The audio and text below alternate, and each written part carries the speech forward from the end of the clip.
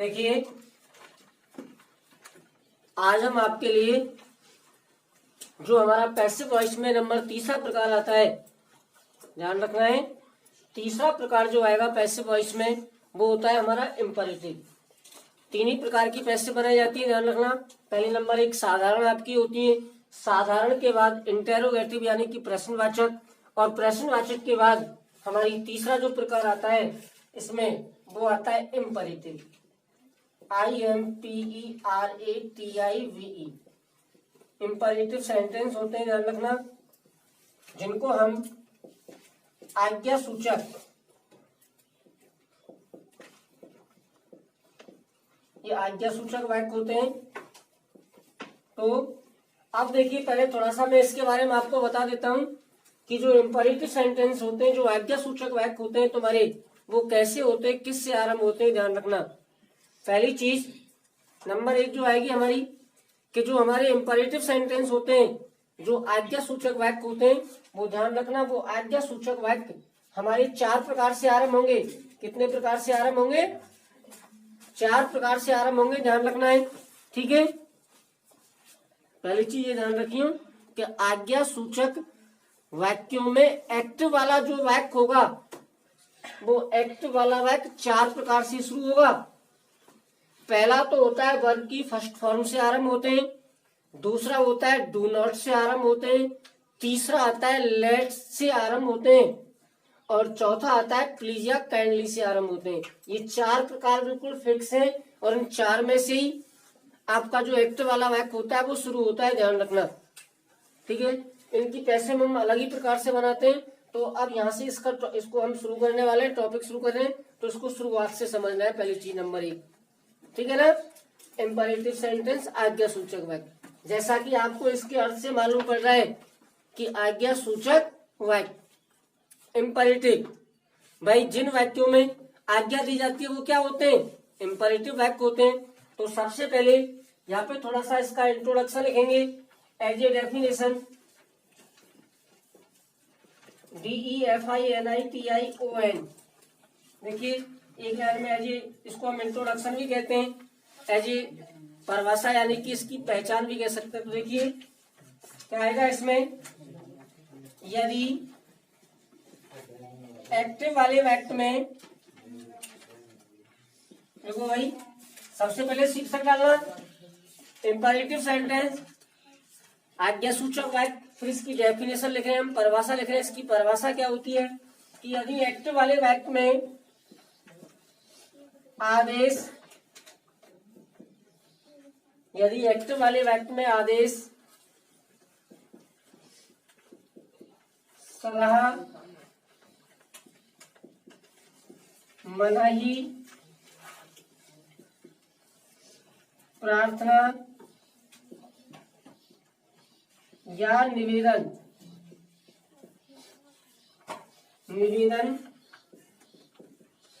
का भाव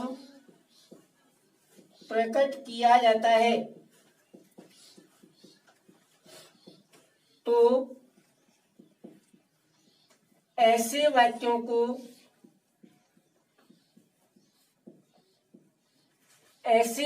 को आज्ञा सूचक वाक्य कहते हैं।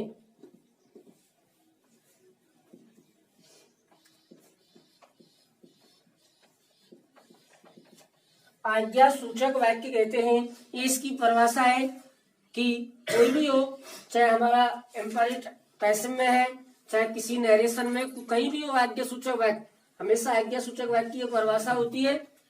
अब हम चूंकि एक्टिव पैसिव कर रहे हैं, तो एक्टिव के आधार से हमने लिखा कि यदि एक्टिव वाले वाक्य में आदेश, सलाह, मनाही, प्रार्थना या निवेदन का भाव प्रकट किया जाता है, तो हम ऐसे वाक्यों को आज्ञा सूचक वाक्य कहते हैं।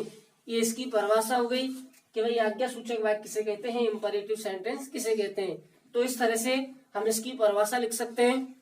अब जब हमारी परिभाषा हो गई कि भाई ये इसकी इम्परेटिव की आज्ञा सूचक वाक्य की पहचान, वो परिभाषा होती है।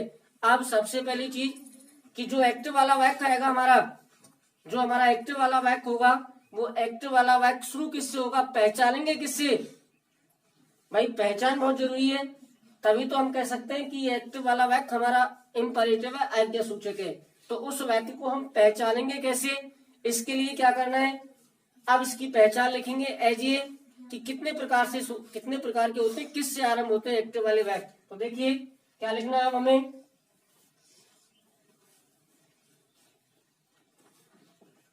आज्ञा सूचक वाक्यों में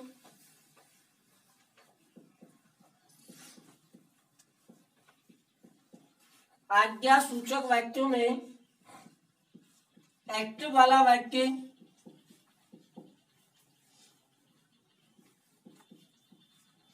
आज्ञा सूचक वाक्यों में एक्टिव वाला वाक्य 4 प्रकार से आरंभ होता है।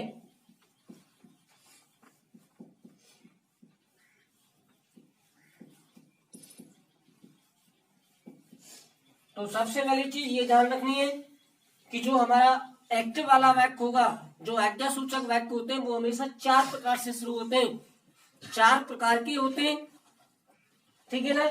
ये पहली चीज ध्यान रखनी है, 4 के अलावा 5वां नहीं आएगा, ठीक है ना। अब देखो किससे आरंभ होते हैं, तो नंबर 1 पहला वर्ब की फर्स्ट फॉर्म से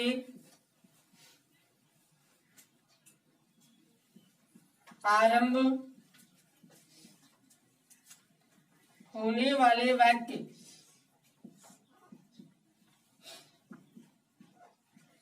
नंबर 1 पहला आपका है, ध्यान रखना है कि एक्टिव वाला वाक्य हमारा वर्ब की फर्स्ट फॉर्म से आरंभ होगा। ध्यान रखना चारों ही वाक्य अलग प्रकार से बनेंगे, तो 4 प्रकार लिख रहे हैं, ये चारों ही प्रकार अलग अलग प्रकार से बनाए जाएंगे, ये भी ध्यान रखना, समान रूप से नहीं होते हैं। तो इसमें नंबर 1 पहला आता है वर्ब की फर्स्ट फॉर्म से आरंभ होने वाले वाक्य।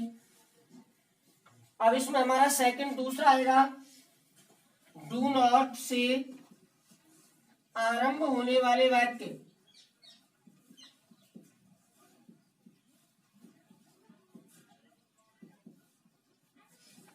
ठीक है, तो पहला हो गया वर्ब की फर्स्ट फॉर्म से आरंभ होने वाले, दूसरा हो गया हमारा डू नॉट से आरंभ होने वाले, थर्ड तीसरा आएगा इसमें लेट से आरंभ होने वाले वाक्य।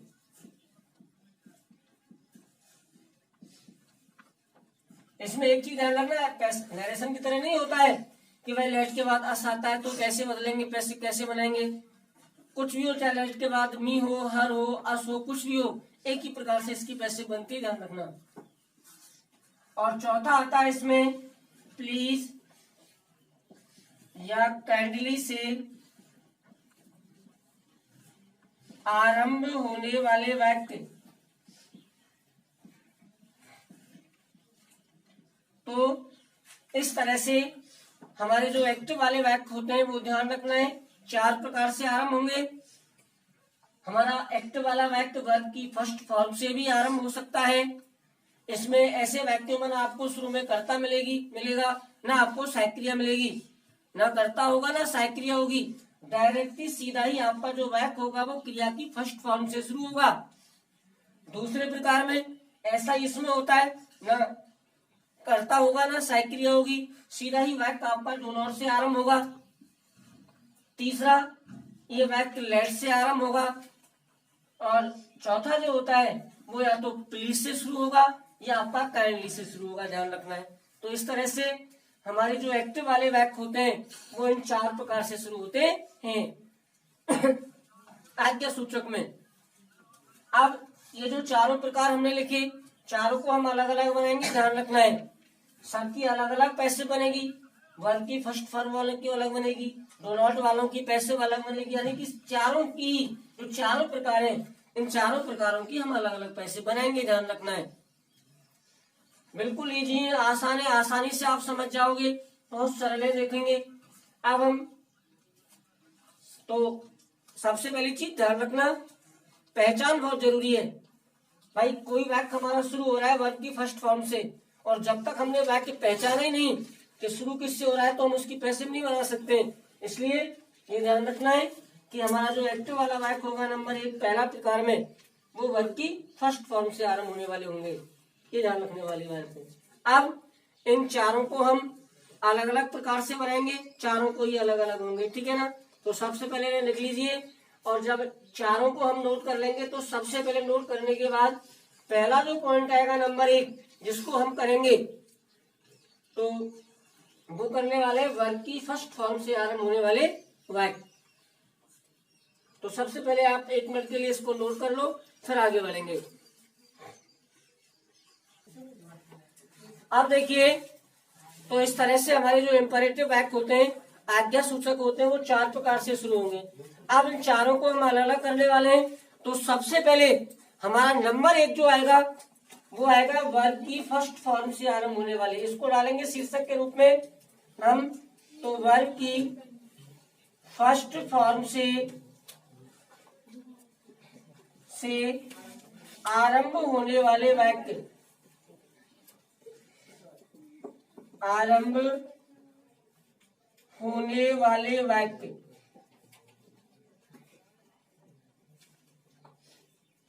नंबर 1 जिसको हम करने वाले हैं, तो पहला आता है वर्ग की फर्स्ट फॉर्म से आरंभ होने वाले वाक्य, इसको शीर्षक के रूप में डालेंगे हम, क्योंकि तो देखिए अब हमारा जो एक्टिव वाला वाक्य होगा, पहली चीज क्या ध्यान रखनी है कि हमारा जो एक्टिव वाला वाक्य होगा, वो एक्टिव वाला वाक्य हमारा वर्ग की फर्स्ट फॉर्म से शुरू होगा, ध्यान रखना है।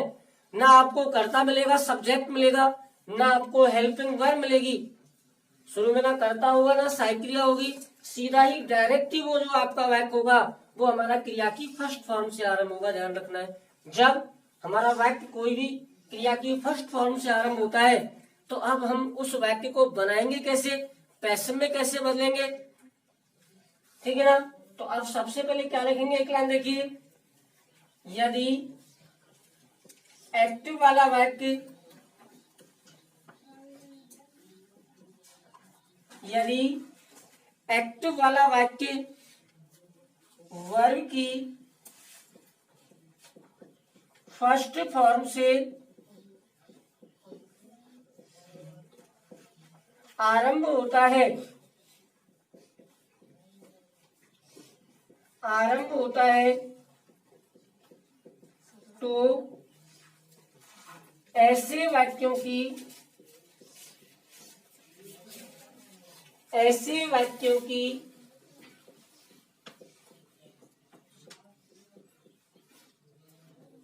पैसिव वॉइस निम्न प्रकार से बनाते हैं।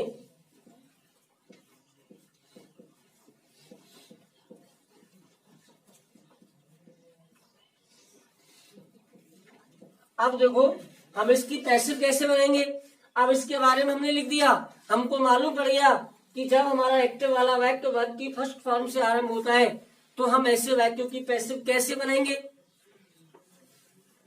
अब देखिए किस तरह से, अब यहां से जो पॉइंट वाइज लिखेंगे, प्रत्येक पॉइंट जो लिखेंगे उस पॉइंट के आधार से उसकी पैसिव बनानी है, ध्यान रखना है। कोई भी पॉइंट इधर से उधर मिस नहीं करना है, जहां पे जो लिखना है वो लिखना ही है। इसमें वाई का प्रयोग नहीं होता, बिल्कुल भी ध्यान रखना, क्योंकि सब्जेक्ट होता ही नहीं है, क्योंकि हमारा वाक्य की शुरू डायरेक्ट किससे होगा, क्रिया की फर्स्ट फॉर्म से, इसलिए ना सब्जेक्ट होता है ना हेल्पिंग वर्ब होती है, वाई का प्रयोग इसमें आता ही नहीं है। तो अब देखो किस तरह से हम ऐसे वाक्यों की पैसिव बनाएंगे, जो एक्टिव वाला वाक्य हमारा क्रिया की फर्स्ट फॉर्म से आरंभ होता है। तो सबसे पहले नंबर 1 पहला पॉइंट आएगा, आप पैसिव बना रहे तो इसी आधार से वाक्य को चेंज करेंगे। देखो पैसिव बनाते समय, पैसिव बनाते समय, पैसिव बनाते समय, पैसिव बनाते समय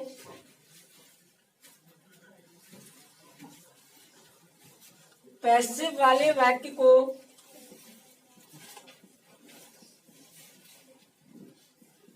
पैसिव बनाते समय पैसिव वाले वाक्य को लेट से आरंभ करते हैं या आरंभ किया जाता है। तो सबसे पहली चीज ये ध्यान रखनी है, हमने अभी जस्ट शुरू किया है, ध्यान रखना है अब पैसे बना रहे हैं, पैसे में बदल रहे वाक्य को डायरेक्ट कैसे कि जब कोई भी एक्टिव वाला वाक्य हमारा वर्ब की फर्स्ट फॉर्म से शुरू होता है, ध्यान रखना है पहली चीज, बिल्कुल कन्फर्म मान लो कि जब एक्टिव वाला वाक्य हमारा वर्ब की फर्स्ट फॉर्म से आरंभ होता है ना, तो जब उस वाक्य को हम पैसे में बदलेंगे तो सबसे पहले पैसे बनाते समय हम शुरू में हमें लेट लिखना है। वाक्य को किससे आरंभ करेंगे? लेट से। पहली चीज ध्यान रखना, और कुछ नहीं लिखना है, डायरेक्ट क्या लिखना है? लेट। सबसे पहले लेट लिख दिया हमने। अब लेट के बाद क्या लिखेंगे वो देखो, लेट के बाद एक्टिव वाले वाक्य में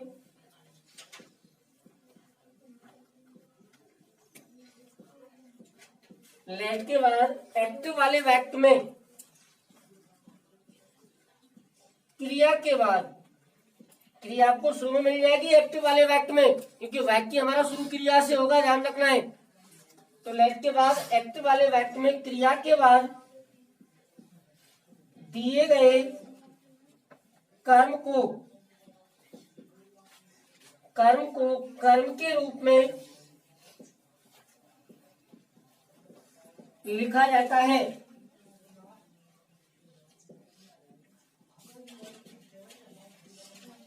कर्म के रूप में लिखा जाता है, ये ध्यान रखना है। क्या? तो सबसे पहले लेट आ गया हमारा। लेट के बाद हमें क्या लिखना है कि जो एक्टिव वाला वाक्य होगा उस एक्टिव वाले वाक्य में जो क्रिया आएगी, क्रिया आपको शुरू में मिल जाएगी क्योंकि वाक्य की क्रिया से शुरू होगा। तो जो शुरू में क्रिया के बाद जो कर्म है उस कर्म को लिखेंगे लेट के बाद, और वो जैसा है वैसा आएगा। मैंने लिखा है कि कर्म को कर्म के रूप में लिखा जाता है।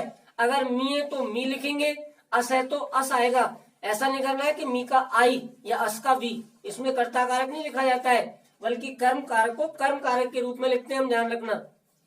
जैसे मी को कर्ता बनाते हैं ना दोनों वाक्यों में, तो क्या लिखा हमने? आई। लेकिन यहाँ पे नहीं करना है, यहाँ पे जैसा है वैसा ही लिखना है। मी है तो मी आएगा, हर है तो हर आएगा, हिम है तो हिम आएगा, उसको चेंज नहीं करना है। बताएंगे अभी एग्जाम्पल में। फिर इसके बाद ऑब्जेक्ट हमारा आ गया। फिर क्या करना है देखो, ऑब्जेक्ट यानी कि कर्म जो हमने लिखा ना उस कर्म। तो ऑब्जेक्ट के बाद या कर्म के बाद सहायक क्रिया, इसमें कोई आती नहीं, हमें अपनी तरफ से लगाते हैं। सहायक क्रिया बी का प्रयोग किया जाता है।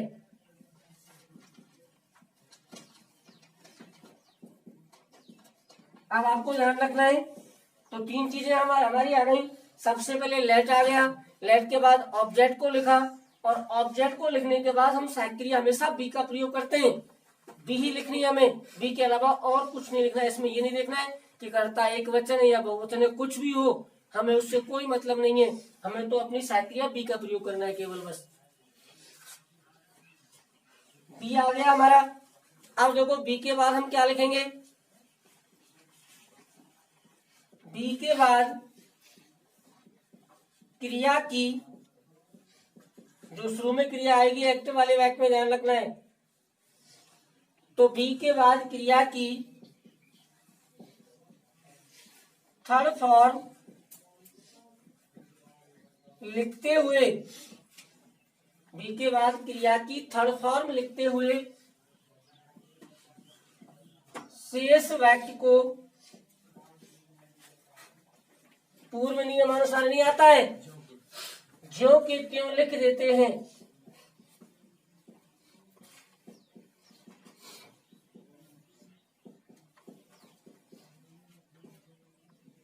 इस तरह से हम एक वर्ब की फर्स्ट फॉर्म से आरंभ होने वाले वाक्य की पैसे बनाते हैं। बहुत सरल है। अभी आपको हम बताएंगे किस तरह से बदलेंगे। एक बार में ही प्रत्येक विद्यार्थी की समझ में ये आ जाना चाहिए कि किस तरह से हमने वर्ब की फर्स्ट फॉर्म से आरंभ होने वाले वाक्यों को पैसे में चेंज किया। पहले तो सबसे पहले इसको लिखेंगे, एक बार फिर दोबारा मैं इसको समझा रहा हूँ।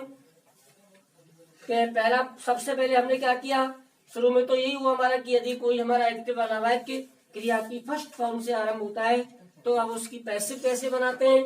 तो ये लिखा हुआ है मेरे कि सबसे पहले क्या करना है कि जब हम पैसिव बनाते हैं तो पैसिव वाले वाक्य को हमेशा लेट से आरंभ करते हैं। सबसे पहले हमने लेट लिखेंगे। हम लेट जब हमने लिख दिया तो क्या याद रखना है, लेट को लिखने के बाद लेट के बाद जो लिखेंगे वो एक्टिव वाला वाक्य जो हमारा होगा, उस एक्टिव वाले वाक्य में जो शुरू में क्रिया आएगी, उस क्रिया के बाद जो ऑब्जेक्ट होगा उस ऑब्जेक्ट को लिखेंगे। वो जैसा है वैसा आएगा, मी है तो मी आएगा, अस है तो अस आएगा, हर है तो हर आएगा। इसके बाद फिर ऑब्जेक्ट लिख दिया। ऑब्जेक्ट के बाद हमेशा हमें साइक्रिया बी का प्रयोग करना है और किसी भी साइक्रिया का प्रयोग नहीं करना है, केवल हम बी लिखेंगे। बी आ गई हमारी।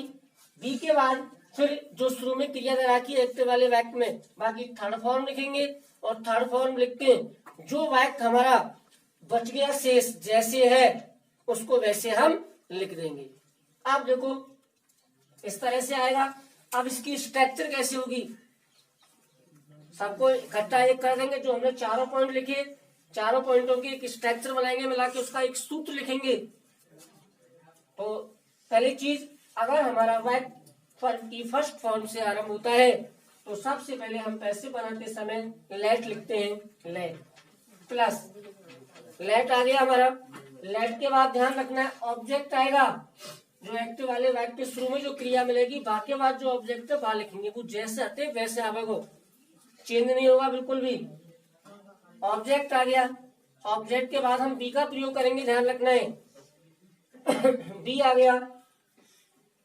बी के बाद अब हमारी वर्ब की थर्ड फॉर्म आएगी और थर्ड फॉर्म के बाद जो हमारा वाक्य शेष बच गया वो आएगा। बस इसमें केवल ये चीजें लिखनी है, 1 2 3 4 5, 5 चीज आएंगी, 5 से छठवीं भी नहीं आएगी, ठीक है ना।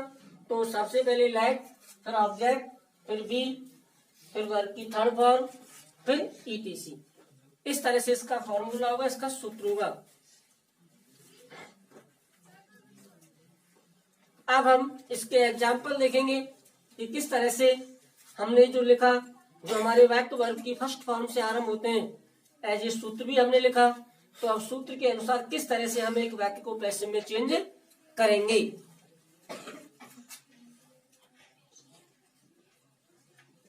विशेष ध्यान देते हुए एक बार में प्रत्येक स्टूडेंट की समझ में आ जाना चाहिए किस तरह से हमने चेंज किया। देखो, तो अब एक एग्जांपल लिख रहे हैं हम। Teach me English. ये वाक्य है, इसमें वाक्य इतने बड़े होते हैं, एक आध शब्द और हो सकता है, बाकी इससे ज्यादा वाक्य बड़े नहीं होते हैं। 3 शब्द 4 शब्द इतने होते हैं, इसमें इतना ही छोटा वाक्य होता है। तो अब ये वाक्य है हमारा टीच मी इंग्लिश। सबसे पहली चीज कि जो एक्टिव वाला वाक्य हमने लिखा, उस एक्टिव वाले वाक्य को पहचानना है। एक्टिव वाला वाक्य जो है वो हमारा क्रिया की फर्स्ट फॉर्म से आरंभ हो रहा है, ध्यान रखना है। ये जो वाक्य है हमारा वो क्रिया की फर्स्ट फॉर्म से शुरू हो रहा है। टीच क्रिया होती है, ठीक है ना। शुरू में ना कर्ता होगा ना सहायक क्रिया होगी, डायरेक्ट ही आपका वाक्य क्रिया से शुरू होगा। तो टीच मी इंग्लिश पता पड़ गया हमें, वाक्य हमारा वर्ब की फर्स्ट फॉर्म से शुरू हो रहा है। अब पैसिव इस तरह से बनाएंगे, देखिए कैसे। सबसे पहले हमें क्या करना है, जब पैसिव बनाते हैं तो वाक्य के शुरू में लेट लिखेंगे, फिक्स है। सबसे पहले क्या लिखा हमने, लेट। लेट आ गया। लेट के बाद लिखेंगे ऑब्जेक्ट। अब ऑब्जेक्ट कर्म कौन सा आएगा वो देखिए। तो शुरू में जो क्रिया आवेगी, एक्टिव वाले वाक्य में जो शुरू में क्रिया आवेगी या क्रिया के बाद जो कर्म होगा, ध्यान रखना है। शुरू में मिलेगी क्रिया और वह क्रिया के बाद जो कर्म आवेगा ना, ये कर्म कोई सा भी आए, कुछ भी आए, उस कर्म को लिख दो। वो जैसा है वैसा, मी का आई नहीं आएगा यहाँ पे इम्परेटिव में। इम्परेटिव में तो जैसा है वैसा आता है, ध्यान रखना। तो सबसे पहले लेट लिखा, लेट के और जो शुरू में क्रिया है और क्रिया के बाद जो कर्म दे रखे हुए वो कर्म जैसे है वैसे आ गया। अब ऑब्जेक्ट गया, इसके बाद बी लिख दो। बी लिखा। बी के बाद क्रिया की थर्ड फॉर्म आएगी, क्रिया शुरू में मिल जाएगी क्योंकि वाक्य की क्रिया से शुरू होगा, क्रिया में क्रिया शुरू में ही मिल जाएगी। तो जो शुरू में क्रिया दे रखी है बाकी थर्ड फॉर्म लिखेंगे, टीच। टीच की थर्ड फॉर्म हो जाएगी टॉट। अब टॉट लिख के थर्ड फॉर्म लिख के ईटीसी आ जाएगा। जो शेष बच को वाक्य पीछे वहां लिख देंगे, शेष बच गया इंग्लिश। इस तरह से हमें पैसिव बनाना है, बस कंप्लीट हो गई। तो ध्यान रखना है, कोई भी वाक्य हमारा वर्ब की फर्स्ट फॉर्म से आरंभ होता है तो उसकी पैसिव हमें इस तरह से बनानी है। Let me be taught English. अभी 1-2 एग्जाम्पल और मैं देता हूं इसके साथ ही। पहला, दूसरा। अब देखो अगला जो एग्जाम्पल लेंगे इसमें दूसरा, राइट ये लेटर फॉर अस। ये वाक्य हमारा राइट ये लेटर फॉर अस। सबसे पहली चीज राइट हमारी क्रिया है, वाक्य हमारा राइट से आरंभ हो रहा है, तो ये क्रिया की फर्स्ट फॉर्म में ध्यान रखना है। अब करना कैसे हमें, वही जैसे पहले बदले हमने, हमारा वाक्य ये क्रिया से आरंभ हो रहा है राइट से, ठीक है ना। और जब क्रिया से शुरू होगा तो जब पैसे बनाएंगे तो शुरू में लिखेंगे लेट, लेट आ गया साहब। लेट के बाद ऑब्जेक्ट आएगा, जैसे इसमें लिखा क्रिया जो है शुरू में होगा, क्रिया के बाद जो कर्म है ये लेटर, और कहीं से नहीं लिखना है, जो शुरू में क्रिया व क्रिया के तुरंत बाद जो आगे वो बाह्य लिखेंगे लेट के बाद में, तो ये लेटर आगो। इसके बाद अब हमें बी का प्रयोग करना है। बी आ गई सहायक क्रिया। बी के बाद क्रिया की थर्ड फॉर्म आएगी, क्रिया तुमको शुरू में मिल जाएगी राइट, उसकी हो जाएगी रिटर्न। अब शेष क्या बच गया उसको लिख दो, बच गया फॉर अस। इस तरह से हम एक वर्ब की फर्स्ट फॉर्म से आरंभ होने वाले वाक्यों की पैसिव बनाते हैं, ध्यान रखना है। अब एक दो एग्जांपल में यहाँ पे लिख रहा हूँ एज ए एक्सरसाइज के रूप में, जो बदलने।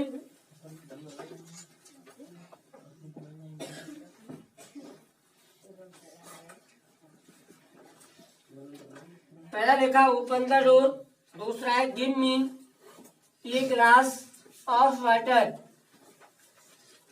ये दो वाक्य मैंने लिखे हैं, पहला लिखा है ओपन द डोर, दूसरा लिखा है give me a glass of water. अब प्रत्येक स्टूडेंट इसको नोट करेंगे। आज का जो टॉपिक होगा उसको हम यही समाप्त करेंगे, इससे आगे नेक्स्ट कर लेंगे।